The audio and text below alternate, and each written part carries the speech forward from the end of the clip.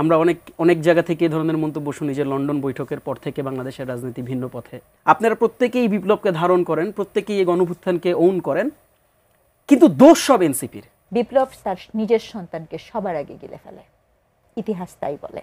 আপনি ফরাসি বিপ্লব দেখেন, আপনি পৃথিবীর যত বড় বড় বিপ্লব দেখবেন, সে তার নিজের সন্তানকে সবার আগে শেষ করে। সালাউদ্দিন কাদের আজকের একটি আয়োজনে বলেছেন যে ছাত্র প্রতিনিধিদের সরকারে আসাটা সঠিক সিদ্ধান্ত বলে মনে হয় না। তিনি এই ধরনের একটি আক্ষেপের কথা বলেছেন, সেটি নিয়ে আপনি মন্তব্য করতে চাইবেন কিনা? হাসনাত আবদুল্লাহ আবার যখন কথা বলেছেন, তিনি বলেছেন যে এনসিপির রাজনীতি শুরু করেছে অন্তর্বর্তী সরকারের ব্যর্থতা নিয়ে, যদিও সব রাজনৈতিক দলের প্রস্তাবিত উপদেষ্টাদের দিয়েই এই সরকার গঠিত। ব্যর্থতার দায় কেন শুধু এনসিপির ঘাড়ে বর্তাচ্ছে, বা আপনারা কি মনে করছেন যে আমাদের ঘাড়ে এটা বর্তায়, নিজেদের ধারণা কিনা? দেখুন, আজকে প্রথমত তো আসলে আমাদের যে রাজনৈতিক যে ভিন্ন মত এবং যে মত পার্থক্য, এটা নিয়ে তো আমরা আসলে একটা পলিটিক্যাল ডিবেটের মধ্যে দিয়েই যাচ্ছি। সংস্কার কমিশনের 1 মাস মেয়াদ বৃদ্ধি, তার আগে মানে যে মিটিংটা একেবারে শেষ মিটিং হওয়ার কথা ছিল, সেটি থেকে রাজনৈতিক দলগুলোরই রিকোয়েস্টের বিপরীতে সংস্কার কমিশন আবারও নতুন করে সময় বৃদ্ধি করে আলোচনা নতুন করে একটা দরজা মানে ওপেন করে দেওয়া। These are the political and Democratic মানে ভার্সেটাইলিটি, এটা একটা বিউটি। তো এটাকে আমরা অ্যাপ্রিসিয়েট করে সামনের দিকে যদি কথা বলি, দেখেন আজকে সিগনিফিক্যান্ট দুইটা মন্তব্য। একটা মন্তব্য যে জায়গাটাতে আজকে হাসনাত খুবই গুরুত্বপূর্ণ একটা কথা বলেছে। দেখেন, এটা আসলে উই শুড ইভেন মানে আমাদের প্রত্যেকের এটা জানা দরকার।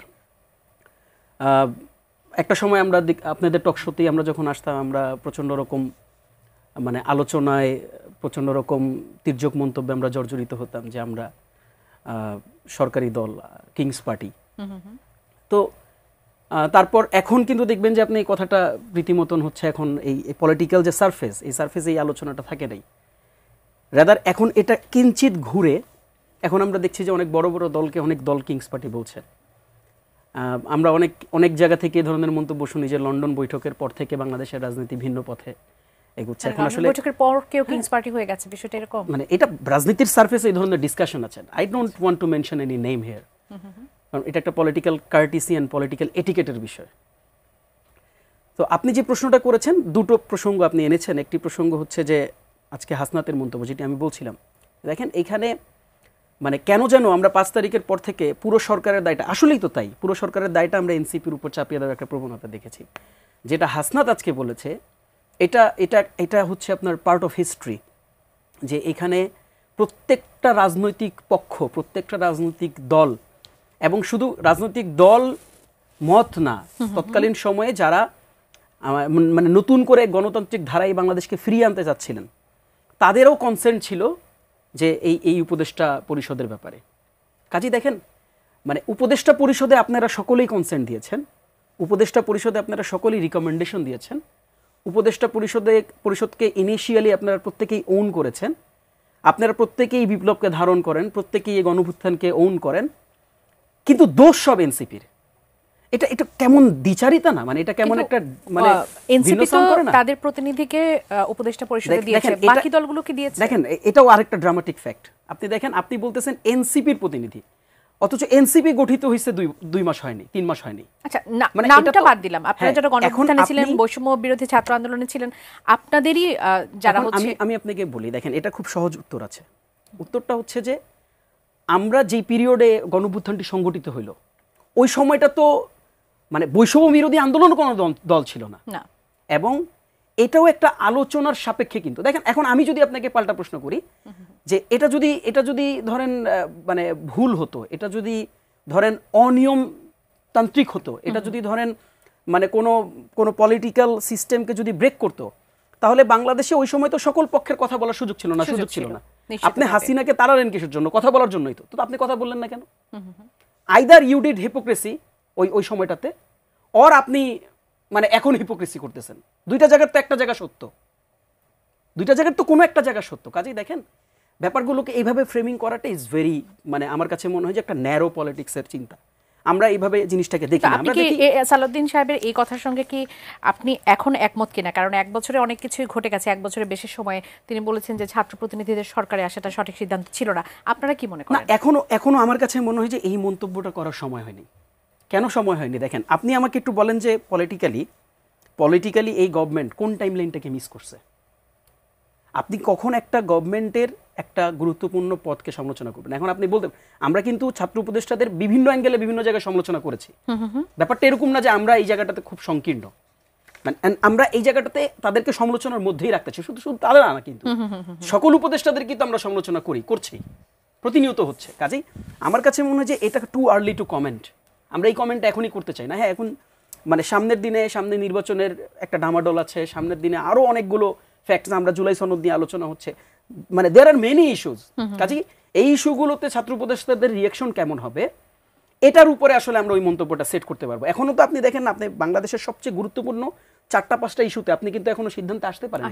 কাজেই আপনি সিদ্ধান্তেই যেখানে আসতে পারেন এই সিদ্ধান্ত তো এটা হবে, এটা ম্যাটার অফ ডিসকাশন। তার আগেই যদি আমি কাউকে মন্তব্য করে দিই, এটা আমার কাছে মনে হবে যে টু আর্লি।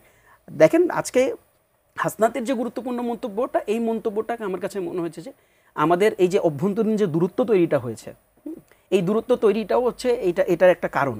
আপনি যখন একটা জায়গা থেকে আপনি যখন পলিটিক্যাল ন্যারেটিভ সেট করবেন যে আপনি সবসময় একজনকে সামনে অপোনেন্ট ধরে রেখে আপনি রাজনীতিটাকে এগোবেন, তখন কি হয়, তখন এই যে এই ধরনের ব্যাপারগুলো সামনে চলে আসে। একটু প্রশ্ন রেখে যে আপনার কাছে, যে হাসনাত আব্দুল্লাহ আরো একটি মন্তব্য করেছেন যে ব্যবসায়ীদের কাছে রাজনীতি এখন বন্দী হয়ে গেছে।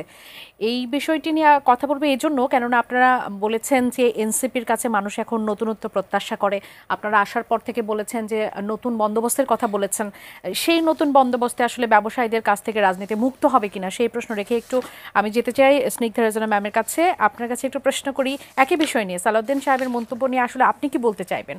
যে ছাত্র প্রতিনিধিদের সরকারে আসা, উনি বলেছিলেন যে একই সাথে একটা দরজা খোলা থাকা বা বন্ধ থাকা সম্ভব না, একই সাথে সরকারে থাকা এবং তার বিপরীতে থাকা সম্ভব না। আপনি কি মনে করেন? দেখেন, সালাউদ্দিন সাহেবের যে স্টেটমেন্টটা, আমি স্ট্রংলি মনে করি এটা একটা পলিটিক্যাল স্টেটমেন্ট।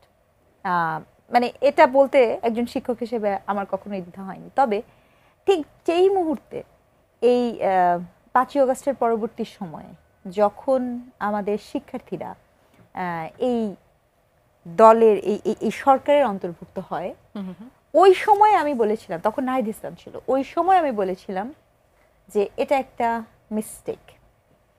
কেন বলেছিলাম আমি এটার ব্যাখ্যাটা অন্য জায়গা থেকে দিই। জি, একটা রাষ্ট্রের একটা হোপের জায়গা থাকে, প্রত্যাশার জায়গা থাকে, যে প্রত্যাশা হচ্ছে আপনার বাংলাদেশ রাষ্ট্রের ইতিহাসে প্রত্যাশার জায়গা, হোপের জায়গা কিন্তু তার শিক্ষার্থীরা।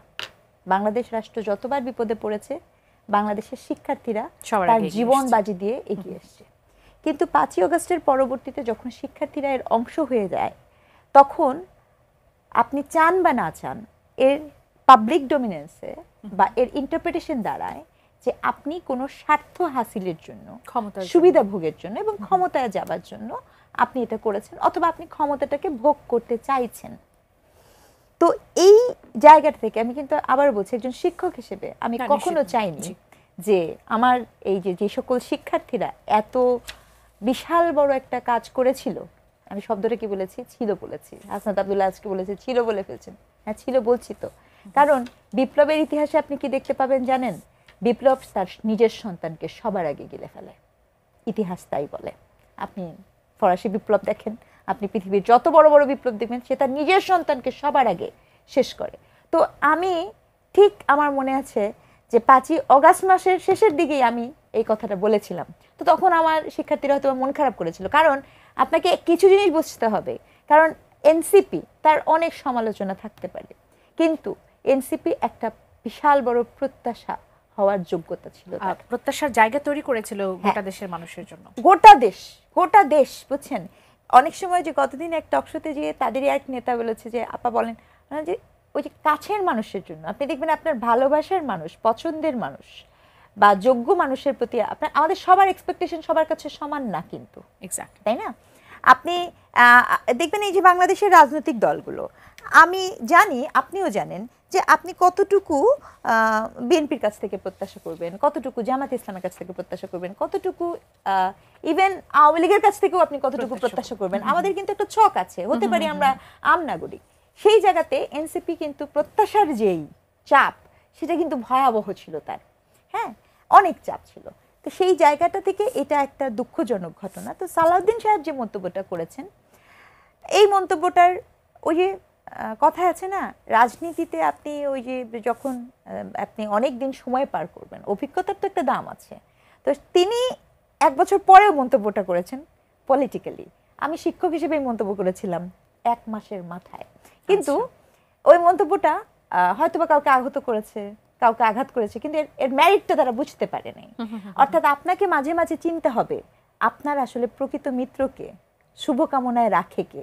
এমন কি হয়ে গেল না তো এই ভীষণ মাত্রার রেস নিয়ে যারা যারা ওই মাঠে ছিল তারা সকলকেই ব্যবহার করে ফেললো না তো কেউ, ব্যবহৃত হয়ে গেল না তো কোনো প্রত্যাশা।